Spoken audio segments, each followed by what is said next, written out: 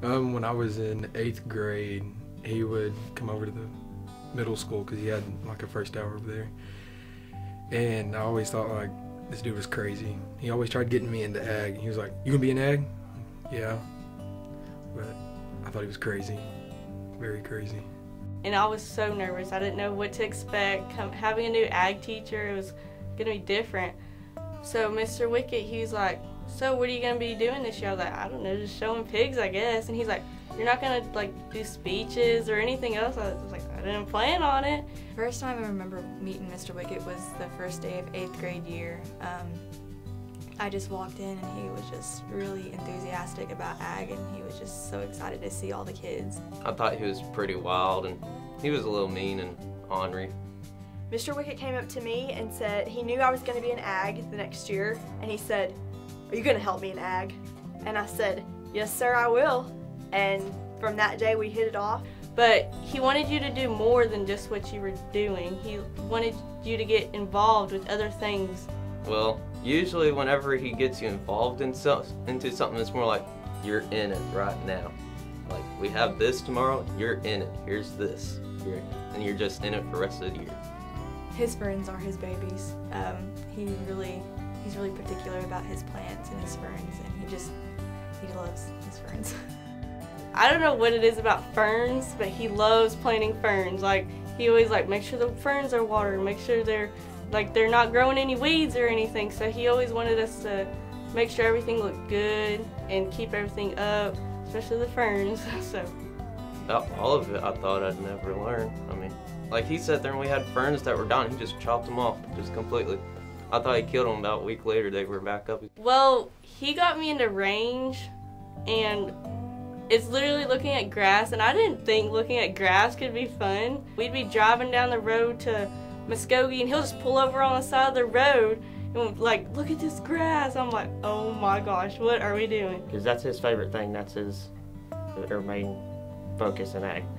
And he was always pumped out about it when we won and stuff. And he'd get a little aggravated when you get messed up and stuff. But in 8th grade, I placed 5th at state at range, but I only missed like one plant. And even like last year, he was sitting there still yelling at me over that one plant. Every time we get into an argument, he brings up that one plant I missed. He's just funny. He can make anything funny. No matter what. And then even when I like do something that's good, he still brings it up. Awesome. Car rides with Mr. Wickett. There's lots of loud Spanish music. I don't know where Wickett got it from, but he just reached in the back of the Suburban and he grabbed a sombrero and he put it on while we were driving to Tulsa, and he changed the radio to like some Spanish song, and he knew all the words to it and he just sang it. Loud rock music. The speed limit, over the speed limit. When like the other people, we were going like 25 and he was already back. Lots of food. The energy is very high level, but they are a lot of fun. Definitely one of my happiest memories with Wickett was definitely like just being in a car with him, just going to competitions. It was always a good time. It doesn't even matter what competition you're going to. It was always just a good time. Always go eat out like after our event or whatever we were going to, and it was always Mexican. And he would be like, "You want your salsa?" "No." "You want it?" "Yeah." He'd have like a whole big old stack of salsa bowls. Just him talking to you like he knew you, like he was your friend, like he acted like he knew you your whole life. And if you're having a bad day, he made it better. Like, he just wanted to make sure everything was good and that you were gonna have a good day that day. If you're having a bad day, you can always just lighten it up. And he's always going. He's never stopping. Hey, stop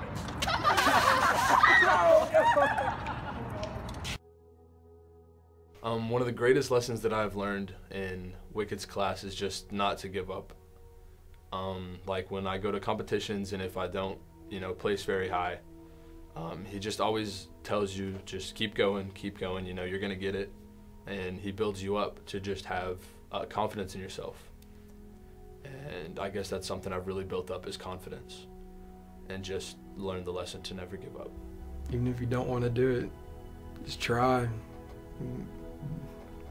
Because I didn't want to be an officer, and he made me do it, and it actually turns out to be pretty fun.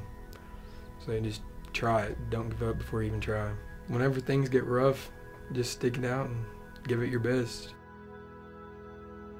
I would say the greatest lesson that I learned from Mr. Wickett was really just never give up. Just put your all into something. Like, if you really like something and you have a passion for something, you always try your hardest, no matter what happens or how many times you fail. Like, in every aspect of life, give 110%. Always keep your head up. Don't let anything bring you down. I think the most valuable lesson Mr. Wickett's taught me is to never give up. No matter what you're going through, no matter how hard it is, just keep on going. Like, you're gonna get past it no matter what. Never just be good at something, you have to be great at it, not be good, be great. One thing that Mr. Wickett taught me during my time in his class was can't, never will do anything. You gotta give more than what you ever thought you could do. So if we would say, I can't, or I'm tired, or I don't want to do this, Mr. Wickett would always say, can't, never will do anything. And you have to have the initiative to start trying and do something on your own before you'll achieve anything. That you live with a faith born not of words, but of deeds. And I think that he portrays this specifically because he doesn't always like say stuff to us. It's more about like what's really meaningful about what he does is he does it. He actually goes through with it. Instead of just telling us what to do, he actually does it himself and shows us how to do it. Thank you for all the good memories. Thank you for all the lessons that you taught me, between life and in the classroom or out in the field. Just everything you've taught me, and basically being like a best friend. Mr. Wickett, I just wanted to thank you so much for giving me the best FFA experience I could have asked for. My time in FFA was wonderful, and I would not be who I am today without you and Muldrow FFA. I hope you have a happy retirement, and I wish you the best. A thank you that I would like to say to Wickett would be just, I guess really just thank you for making me who I am today.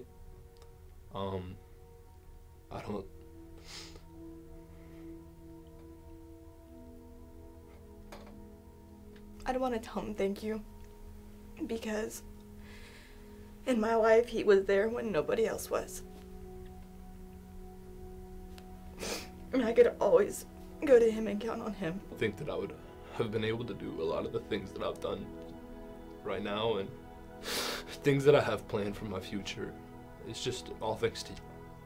All thanks to you, and I mean, I can never thank you enough for that.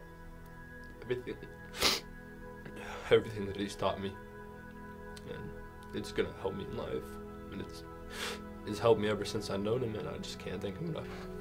Mr. Wickett, thank you for everything you've done, and thank you for pushing me, and thank you for getting me out of my box and trying things that I didn't want to try, and just thank you for everything you've done for me, and love you. Probably tell him that he's done all he could for his kids, that he's done a very good job on everything he's done.